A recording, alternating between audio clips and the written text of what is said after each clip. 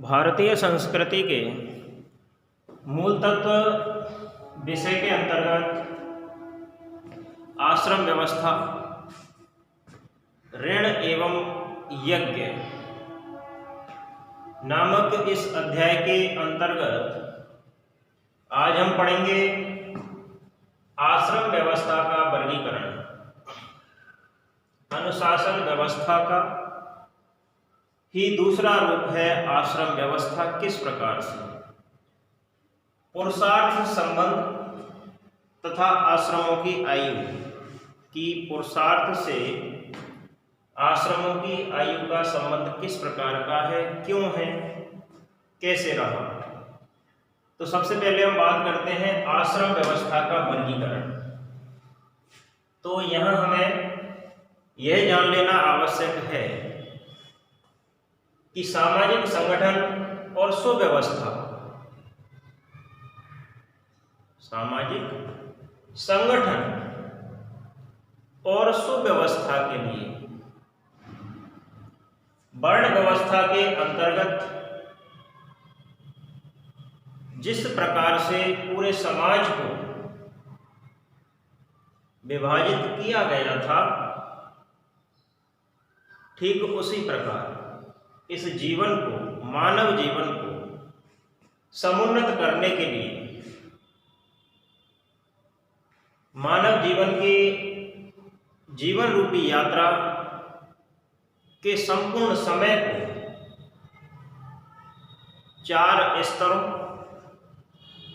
या 4 आश्रमों में विभाजित कर दिया गया।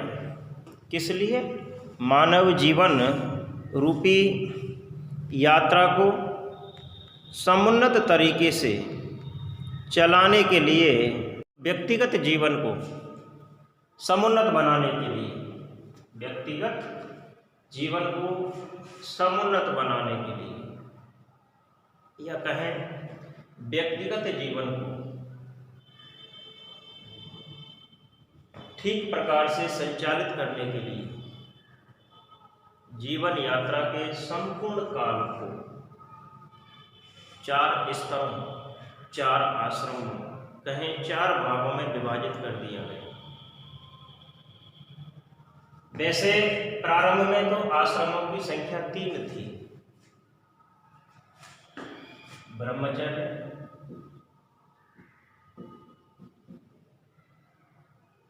गृहस्थ और वानप्रस्थ। प्रारंभ में अगर पूछा जाए, प्रारंभ में आश्रमों की संख्या कितनी निर्धारित की गई, तो प्रारंभ में आश्रमों की संख्या 3 निर्धारित की गई। ब्रह्मचर्य आश्रम, गृहस्थ आश्रम और वानप्रस्थ आश्रम। क्यों? क्योंकि वानप्रस्थ और सन्यास, वानप्रस्थ और सन्यास, इन दोनों को एक ही श्रेणी में रखा गया, एक ही आश्रम के अंतर्गत रखा गया। क्यों रखा गया? क्योंकि दोनों का जो उद्देश्य था, दोनों का उद्देश्य, दोनों का आधार एक ही था, और वह आधार था आध्यात्म की प्राप्ति, सत्य की खोज। आध्यात्म, लक्ष्य और सत्य की खोज, यही इन दोनों का उद्देश्य था, यही इन दोनों का आधार था। इसलिए प्रारंभ में आश्रमों की संख्या कितनी रखी गई? 3। ब्रह्मचर्य आश्रम, गृहस्थ आश्रम और वानप्रस्थ आश्रम। लेकिन व्यक्ति को संन्यास में जो कुछ भी करना होता था, उसकी तैयारी पहले से ही वानप्रस्थ आश्रम से ही प्रारंभ हो जाती थी। यानी व्यक्ति संन्यास आश्रम में जो व्यक्ति का कर्तव्य था, संन्यास आश्रम में व्यक्ति को जो करना है, उसकी तैयारी वानप्रस्थ से प्रारंभ हो जाती थी। त्याग, तपस्या, ध्यान का जो जीवन मनुष्य को बिताना था, त्याग, तपस्या और ध्यान के लिए जो जीवन मनुष्य व्यतीत करता था वह जीवन के अनुरूप था। इसलिए वानप्रस्थ और संन्यास में भेद करना उचित नहीं समझा गया। वानप्रस्थ और संन्यास को एक ही श्रेणी में रखा गया, एक ही आश्रम के अंतर्गत रखा गया। उपनिषदों में जब हम छांदोग्य उपनिषद पढ़ते हैं, छांदोग्य उपनिषद, तो उस छांदोग्य उपनिषद के अंतर्गत भी 3 आधार स्तंभ थे, यज्ञ, अध्ययन और दान। यज्ञ, अध्ययन और दान, ये 3 स्तंभ थे, 3 आधार थे।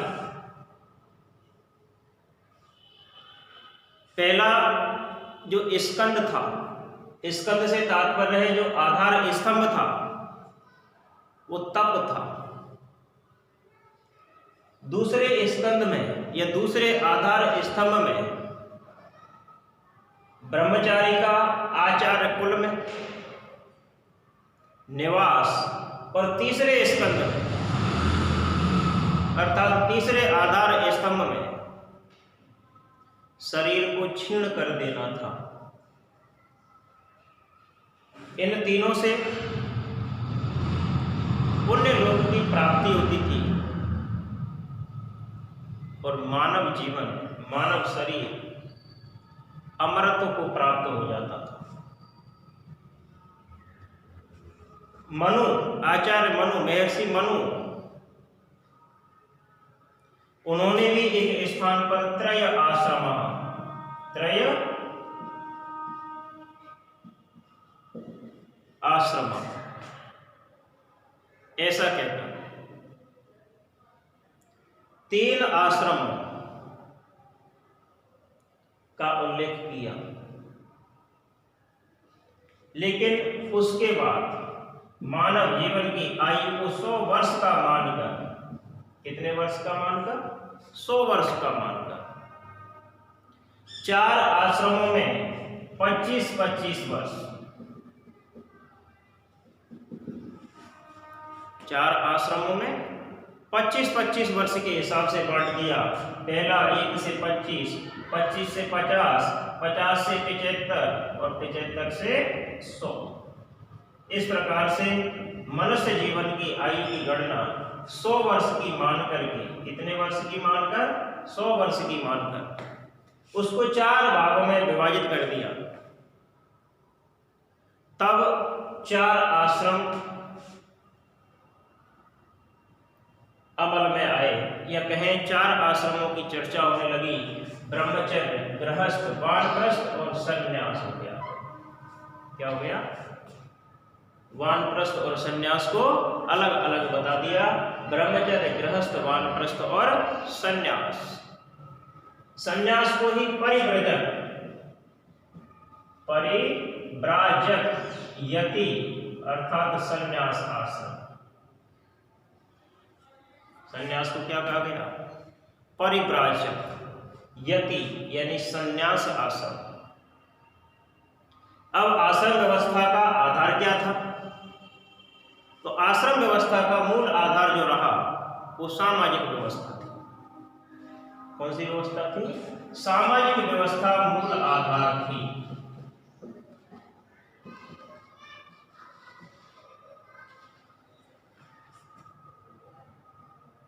वानप्रस्थ और संन्यास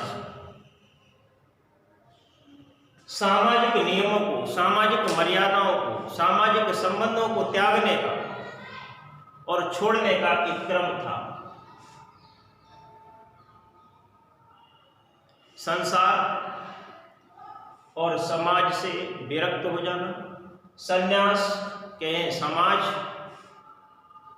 और परिवार से, संसार से विरत हो जाना, अलग हो जाना सन्यासी के लिए अत्यंत आवश्यक था। उसका जीवन त्यागमयी था। सामाजिक सांसारिक रीति रिवाज, आचार विचार, इनसे इन्हें कोई आस्था नहीं होती थी। समाज के रीति रिवाजों के प्रति, समाज के आचार विचारों के प्रति सन्यासी को कोई लेना देना नहीं था। ब्रह्मचर्य, गृहस्थ और वानप्रस्थ, इन तीनों को ही सामाजिक व्यवस्था में सम्मिलित किया गया। इन तीनों को ही सामाजिक व्यवस्था से जोड़ा गया, क्योंकि वानप्रस्थ आश्रम संन्यास का ही प्रारंभिक रूप था। अब अगर हम बात करें अनुशासन व्यवस्था का ही दूसरा रूप आश्रम व्यवस्था है। किस प्रकार? तो जैसा हमने अभी तक पढ़ा, अध्ययन किया कि आश्रमों की व्यवस्था या कहें आश्रमों की जो नियोजना थी, उस नियोजना में निश्चित रूप से व्यवस्थित जीवन का अधिक महत्व रहा। कैसे जीवन का? व्यवस्थित जीवन का निश्चित रूप से महत्व रहा, क्योंकि अव्यवस्थित जीवन से आश्रमों का विकास कदापि नहीं हो सकता था और न ही कोई आदर्श उपस्थित हो सकता था। इसी कारण आश्रम व्यवस्था और कहें शास्त्रकारों ने व्यवस्थित जीवन, अनुशासित जीवन का पालन करने के लिए इस आश्रम व्यवस्था की स्थापना की, इस आश्रम व्यवस्था को अपनाया। क्योंकि ब्रह्मचर्य मनुष्य के जीवन का ऐसा प्रारंभ था जो निश्चित रूप से उचित मार्गदर्शन के अभाव में भटक सकता था। अगर मनुष्य को प्रारंभिक अवस्था में उचित मार्गदर्शन नहीं मिला, निश्चित मार्गदर्शन नहीं मिला, तो निश्चित रूप से उसका मस्तिष्क, उसके आचार विचार, बौद्धिक और शैक्षणिक उत्कर्ष उत्पन्न नहीं हो सकते थे। ब्रह्मचारी के लिए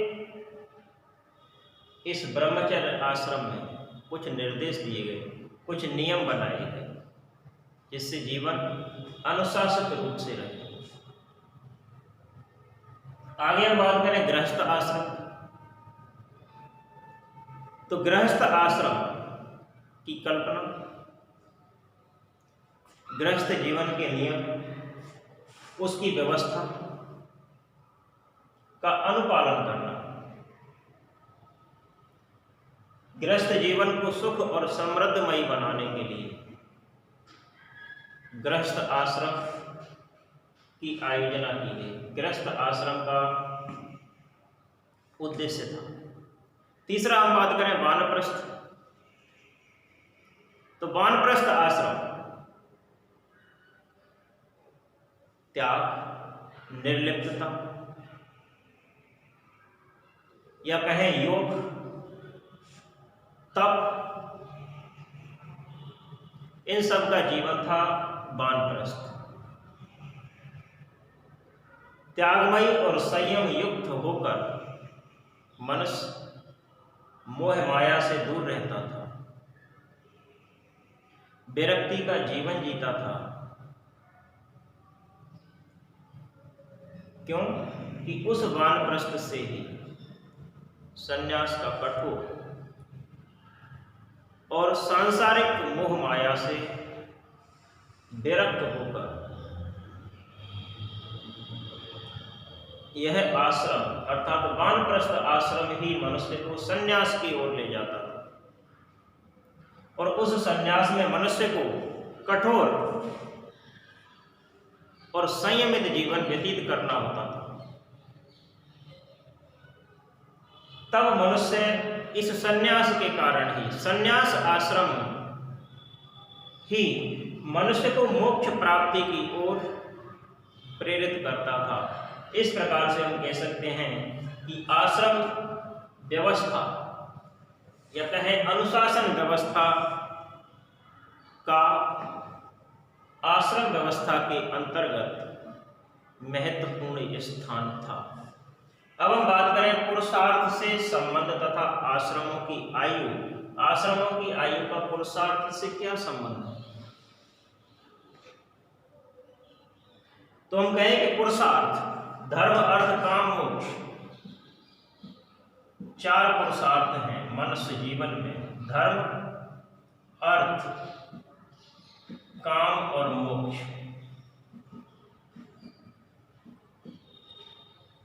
पहला धर्म है, दूसरा अर्थ है, तीसरा काम और चौथा मोक्ष। तो पुरुषार्थ और आश्रम का संबंध भी घनिष्ठ रहा। चारों पुरुषार्थों की प्राप्ति, चारों पुरुषार्थों की अभिव्यक्ति